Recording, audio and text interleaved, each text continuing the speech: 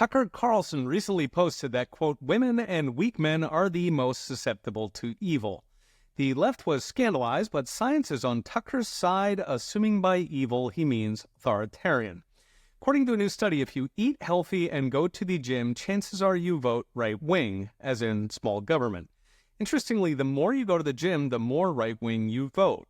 This builds on a 2021 study that found giving Democrat men testosterone injections turns them Republican.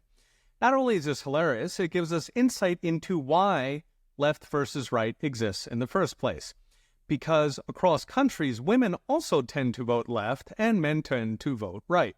The U.S., for example, there's about a 15-point gap between women and men. Interestingly, it's only single women.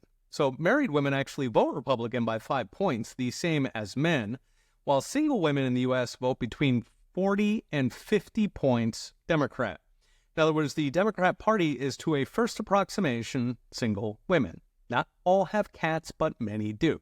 So why do single women vote so left? Folk explanations include they see government as daddy or they're low income and want handouts.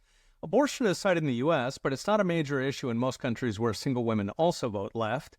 It could just be that single women tend to be the least informed on public policy, so maybe they're easiest for media to manipulate. But an interesting theory comes from a 2002 book called Darwinian Politics by Paul Rubin, a professor at Emory.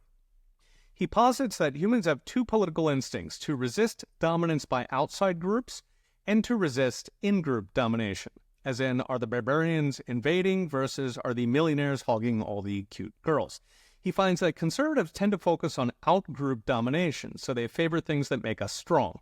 Low taxes for economic growth, anti-drug laws, work requirements for welfare, strong armies, while the left tends to focus on in-group domination, so they favor forced equality, big governments that can cut down the mighty, and they fetishize niche groups to unite the weak in a grand coalition against the strong. What's interesting here is that both instincts, out-group and in-group, are universal. We all care about both, but we vote depending how we see the relative threats. Not only does this explain the enduring appeal of right versus left, at least since Plato versus Aristotle, it also explains media focus. So right media tends to focus on whether the country is strong, wealthy, healthy, are the kids doing all right? It's a politics of protection or conserving. While left-wing media acts like we are in a permanent civil war between class, gender, race, religion, sexual preference, it's a politics of fear, which apparently works exceptionally well on single women who may not have an on-call provider or protector. So what's next? Brought to you by Unchained.com. It should not be surprising that people who feel in control of life do indeed vote to make their world better, while those who feel powerless see voting as a form of collective self-defense. The solution, of course, is to give people more control over their lives, whether it's school choice or making it easier to start and keep a business. People who control their destiny vote to keep that control. Read the rest with charts and all the gory details at profsatange.com. Okay, we'll be watching. See you next time.